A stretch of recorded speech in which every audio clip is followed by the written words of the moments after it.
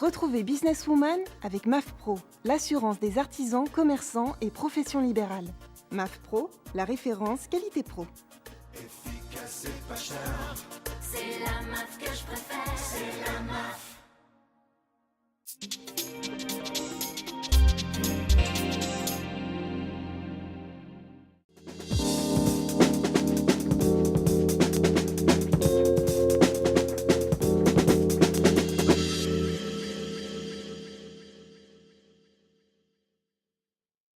Bonjour à toutes et à tous, merci d'être avec nous pour votre programme Businesswoman, un programme dédié, vous le savez, à l'entrepreneuriat au féminin.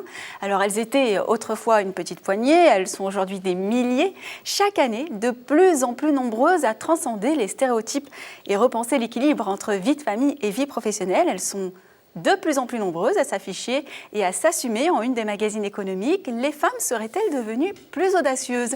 C'est le thème de notre émission et pour en parler, deux invités. La première, Lara Roires, bonjour. Bonjour. Vous êtes la fondatrice de sélectionniste.com, oui. Un site que vous avez cofondé avec une associée, Tatiana Djama. Oui, tout à fait. Et également Cécile Pasquinelli. C'est bien, j'ai bien prononcé les noms. Bonjour. Bonjour. Vous avez fondé, quant à vous, une marque Garance Paris, une ligne en fait de sous-vêtements et de maillots de bain pour femmes ayant subi une ablation du sein suite à un cancer. Tout à fait. Alors, toutes les deux, vous êtes ici pour parler un petit peu d'audace. On va commencer par vous, Cécile. Vous avez suivi un traitement qui a duré très longtemps, 18 mois. Vous avez pris la décision, le choix de monter votre structure. On peut parler d'audace. Oui, bien sûr. C'est clair que si je n'avais pas eu cet accident de vie, il n'est pas certain que j'aurais monté, que j'aurais eu le courage en fait de monter mon entreprise. Le cancer, parce que c'est de cette maladie dont on parle, c'est vraiment une maladie qui vous fait comprendre et qui vous fait percevoir la fragilité de votre propre vie. Vous êtes confronté finalement à la possibilité de votre disparition. Et puis les traitements sous l'eau sont très lourds. Ils vous mettent souvent, ils vous font poser un genou à terre, ils vous fatiguent. Et c'est vrai que j'ai eu le temps de beaucoup réfléchir et de me dire, et si demain j'étais plus là, est-ce que j'aurais réalisé tout ce que j'avais envie? Et professionnellement, j'avais vraiment envie de trouver un sens à ce que je faisais. On peut dire que finalement la maladie a façonné, a fait croître votre audace finalement? Complètement. Le projet entrepreneurial, je l'avais depuis toujours. Je suis issue d'une famille d'entrepreneurs. J'ai toujours été salariée dans un gros groupe, avec cette envie, quelque part dans la tête, qui trottait, de me lancer également. Et puis j'avais peur, plein de peur. J'avais peur de ne pas y arriver, j'avais peur de perdre le statut social que j'avais peur de ne pas gagner assez d'argent, jusqu'au moment où voilà, la maladie m'a rattrapée. Et là, je me suis dit, finalement, ma plus grosse peur, c'est quoi? C'est de ne plus être là. Parce qu'encore une fois, c'est prendre conscience qu'on peut partir. Moi, j'ai été malade à 39 ans. À ce moment-là, on ne pense pas à ça. C'est très jeune. Voilà. Et prendre conscience de ça, ça m'a fait me dire, finalement, c'est ça ma plus grosse peur. Donc, on y va, on se lance et puis on verra bien. Lara Roires, un peu moins d'appréhension parce que c'est votre deuxième structure. Alors racontez-nous rapidement déjà le principe même de sélectionniste.com et puis d'où vous venez. Alors, mon parcours. J'étais avocate dans une ancienne vie et ce qui m'a décidée à devenir entrepreneur, c'est pareil, comme Cécile, je venais d'une famille d'entrepreneurs et puis pour me réaliser vraiment professionnellement, j'avais cette conviction qu'il fallait que je mène ma propre aventure et que je ne sois pas dépendante de celle d'un cabinet auquel j'appartenais. Et donc, c'est en 2019, j'ai créé ma première société qui s'appelait Dilissime. Et puis qui a été ensuite revendue. J'en suis partie courant 2013 pour fonder Sélectionniste. Sélectionniste, c'est un site internet sur lequel on peut retrouver tous les produits qui ont été vus dans la presse féminine. Il y a un site concurrent qui existe, mais qui est plutôt spécialisé dans la mode. Vous êtes plutôt spécialisé dans tout ce qui est cosmétique, produits. Alors nous, on s'occupe de retrouver tous les produits qui ont été vus dans la presse féminine, qu'ils soient des produits de mode, des produits de beauté, des produits culturels comme des livres, des CD, des stéréos, des guitares. Et puis de la culture, de la culture je l'ai vu, la décoration, l'univers de la décoration et l'univers de l'enfance.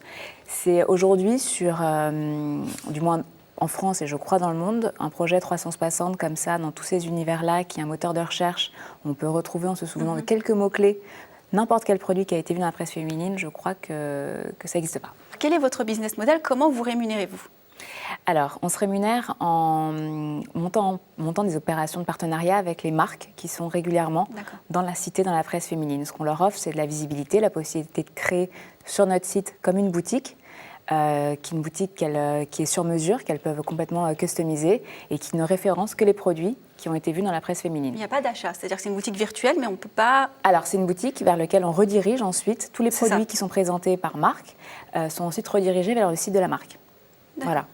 Et puis, à côté de ça, on permet aussi aux marques de monter des opérations spéciales, de créer des thématiques et d'être mises en avant sur le site à travers... On a différents espaces, des bannières, des sliders. Enfin, voilà, plein de produits peuvent être mis en avant sur le site et c'est ce qu'on offre aux marques. Par exemple, Garance, la marque de Cécile. Admettons, on retrouve un soutien-gorge, un maillot de bain, effectivement, pour femmes ayant subi une ablation sur le magazine, quel que soit. On peut le retrouver sur le site de Sélectionniste. Exactement. Alors, quelques mots sur Garance, on va en profiter pour en parler. La marque. Donc Garance, c'est une marque qui est dédiée aux femmes qui ont eu un cancer du sein avec une ablation. Donc on propose des maillots de bain, on propose de la lingerie de nuit. C'est une marque qui est présente dans des réseaux de distribution à la fois médicaux, parce que c'est là, jusqu'à il y a encore quelques années, que l'on trouvait ce genre de produit. Donc il fait imaginer, la femme, elle avait envie d'un maillot de bain, il fallait qu'elle pousse la porte d'une orthopédie ou d'une pharmacie. Et là, elle avait finalement le choix entre deux marques allemandes avec des modèles un peu austères. Et l'audace de Garance, puisqu'on parle d'audace, ça a été de croire qu'on pouvait leur proposer une alternative, si elles le souhaitaient, et qui était d'avoir accès à des modèles féminins, tendances, qui suivent vraiment les tendances.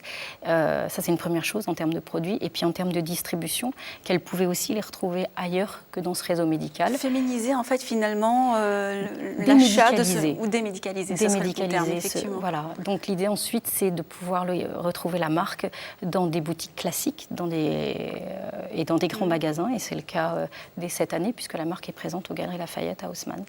Alors, l'émission est dédiée à l'audace des femmes. 30% seulement des femmes ont créé leur entreprise. Par rapport aux entrepreneurs de manière générale, c'est assez minime.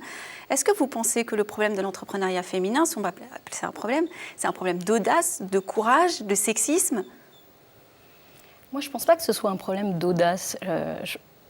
Vraiment, je pense que les femmes, elles sont audacieuses. Regardez le nombre de vies qu'on a en une journée. On s'autorise à être une femme, une épouse. Ça, on vous l'accorde. Voilà, une mère.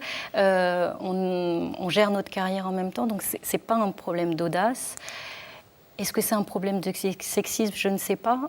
Je me pose aussi la question, est-ce que c'est un problème parce qu'on est différentes ? Est-ce qu'on doit forcément être toujours à des quotas équivalents entre les hommes et les femmes ? Ça m'interpelle, cette question. Effectivement, on ne va pas aller rechercher les femmes qui n'ont pas envie d'entreprendre, mais pour celles qui ont envie justement d'être justement sur le marché de l'entrepreneuriat, de monter leur structure, on peut être maman, salarié, etc.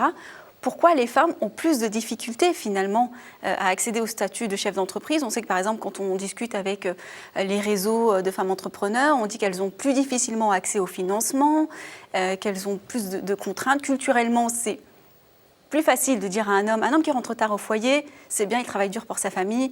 Une femme qui rentre tard au foyer, c'est elle délaisse sa famille pour son entreprise. Voilà. Culturellement, est-ce qu'il n'y a pas aussi quelque chose qui bloque encore ? Oui, c'est possible. Enfin, je pense que la culture française n'est pas complètement une culture qui est totalement axée sur l'entrepreneuriat. Je pense qu'il n'y a pas assez de beaux modèles et pourtant il y a des super entrepreneurs masculins et également des super entrepreneurs, des sublimes entrepreneuses femmes qui ont fait des très belles réussites. Je pense qu'elles ne sont pas assez mises en avant. Et trop discrètes, peut-être. Elles-mêmes ne le sont pas, mais bon, après, il faut aussi avoir envie de les mettre en avant, de les propulser, de les mettre sous les feux des projecteurs. Je pense que pas mal de femmes, enfin moi en tout cas ce que j'entends autour de moi, c'est qu'elles sont, elles se disent c'est pas pour moi. Enfin disons que en fait mais un peu par flemme. Je pense qu'elles en sont complètement capables, mais elles se disent non c'est plus facile, je garde ce que je connais et je vais pas chercher ailleurs. Je pense que pour autant les femmes sont audacieuses et qu'il faut juste qu'elles se disent si c'est quand même pour moi, je peux le faire. Face à ce constat plutôt mitigé, on va dire déplorable par rapport à l'entrepreneuriat masculin. On sait que le gouvernement multiplie un petit peu les actions en ce sens. On sait que Najat Vallaud-Belkacem, ministre des Droits des Femmes, va présenter le 3 juillet prochain un plan dédié à l'entrepreneuriat. Qu'est-ce que vous vouliez voir comme initiative proposée à ce moment-là ? Qu'est-ce que vous souhaiteriez qu'on mette en place pour optimiser finalement ? Alors moi, il y a vraiment deux points j'aimerais bien qu'ils changent. Je pense que pas mal de femmes, quand elles montent un projet, elles montent rarement des projets purement technologiques. Et aujourd'hui, se faire aider quand on n'a pas un projet qui est très technologique, proche de la R&D, c'est plus difficile. L'innovation. L'innovation, voilà. Les femmes proposent l'innovation d'usage, l'innovation de service. Et donc, il faut aider, à mon avis, le financement de ce type d'innovation. Et puis, deuxième point, une femme, et bon, c'est vrai pour un homme, mais essentiellement une femme, quand elle est aussi chef de famille, elle a besoin d'être aidée. Donc, elle a besoin de pouvoir s'entourer, pouvoir recruter. Aujourd'hui, le coût du recrutement est lourd en France. Et quand on monte une société, les taxes sont terribles. On a peu d'argent. Et donc, voilà, je pense que faire un geste pour les premiers salariés qui permet, du coup, de pouvoir rémunérer le salarié sans forcément que ça coûte 2 fois le prix. Mais c'est une mesure finalement qu'on pourrait appliquer aussi à tout le monde, aux hommes aussi. Oui, c'est une mesure qui favorise, à mon sens, qui favoriserait l'entrepreneuriat. Je pense qu'il y a des premiers freins. Et ce qui fait que les entreprises ont du mal à grandir, c'est qu'il faut... on n'est pas on est multitâche, mais on ne peut pas tout faire. Il faut à un moment donné construire une équipe, et puis c'est l'équipe qui porte. Et il faut pouvoir embaucher, recruter. Et puis après, il y a des charges qui sont des charges sociales associées à ces salariés. Et si on pouvait les alléger, je pense que ça aiderait beaucoup d'entrepreneurs. Comment se sont passés vos lancements respectifs ? Est-ce que vous avez rencontré des difficultés ? J'imagine que oui. Est-ce qu'il y a des moments où vous avez eu envie de flancher ? Qu'est-ce qui vous a tenu ? Comment ont réagi vos proches à votre décision de vous mettre à votre compte ? Alors, moi, mes proches, c'était très lié aussi du coup à mon parcours de santé et mon parcours de maladie, c'est que finalement, tout le monde trouvait ça plutôt formidable de se dire que... parce que Garance, la gestation de Garance a vraiment eu lieu, moi, pendant tous mes traitements. Donc, il y avait un côté, c'est formidable, elle se sort la tête de l'eau, elle pense à autre chose. Après, quand le projet est arrivé et que les statuts ont été déposés et que les premières ventes sont arrivées, là, c'est autre chose. Mais je sens beaucoup d'admiration dans le regard de mes proches et dans le regard des gens en général. Je pense que parce que c'est un projet aussi très social et très humain. Voilà, c'est ramener de la féminité, c'est aider les femmes qui finalement se retrouvent à un moment avec une féminité qui est abîmée, c'est les aider à se regarder dans le miroir et à se retrouver. Donc profiter de vos expériences personnelles pour finalement peut-être... trouver une destinée. Pour ma part, oui. Après les difficultés, il y en a eu plein, des mauvaises rencontres, des mauvais partenaires qu'on rencontre au départ, et puis on croit qu'on peut démarrer, on démarre et on perd 6 mois dans l'aventure parce que c'est peut-être pas les bons partenaires. Mais au final, j'ai le sentiment que, d'abord, ce ne sont pas des erreurs, parce que ça permet aussi de mieux se connaître, de mieux connaître ses faiblesses, et du coup, on en ressort toujours grandi. Donc, j'ai plutôt le sentiment de ne pas avoir commis d'erreurs, et que c'est le parcours nécessaire et obligatoire finalement. Lara, si vous pouviez donner quelques conseils à des femmes qui peut-être nous écoutent, nous regardent et qui manquent un petit peu d'audace pour se lancer dans le monde de l'entrepreneuriat. Il y a beaucoup de femmes qui renoncent, qui ont l'idée, qui ont l'envie, elles le sentent, elles ont cette fibre-là, elles commencent, elles réfléchissent, et puis au bout d'un moment, faut arrêter de réfléchir, il faut passer à l'action. Et souvent, c'est au moment de ce passage à l'action qu'elles abandonnent parce que ça nécessite de faire quelques sacrifices. Et donc moi, le conseil que j'aurais envie de leur donner, c'est faites-le, franchissez ce pas, sautez le cap. C'est, je pense, le plus beau métier du monde. C'est une adrénaline, une énergie. C'est certes vachement de stress et beaucoup d'emmerdement vulgairement dit. Mais allez-y, vous allez avoir plein d'emmerdes, mais allez-y. Non, mais c'est que du stress positif. Quand on finit une journée en étant entrepreneur, on a appris plein de choses, on a fait plein de métiers, et je pense qu'à la fin, c'est juste le meilleur des métiers. Et quand on a envie d'avoir une vie de famille, je pense que c'est aussi une vraie liberté d'être entrepreneur parce qu'on gère son temps, et ça n'a pas de prix pour une mère de famille. Ce seront les mots de la fin. Ce sont des entrepreneuses qui vous le disent. Merci de nous avoir suivis. On se retrouve évidemment sur Demain, sur We Do Biz, mais sur également le site ellesentreprenent.fr, un site de la PCE. À très bientôt sur Business Woman.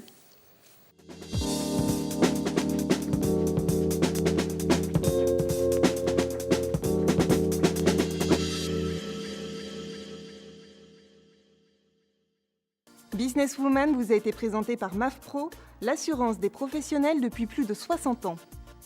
MAF Pro, la référence qualité pro. Efficace et pas cher. C'est la MAF que je préfère.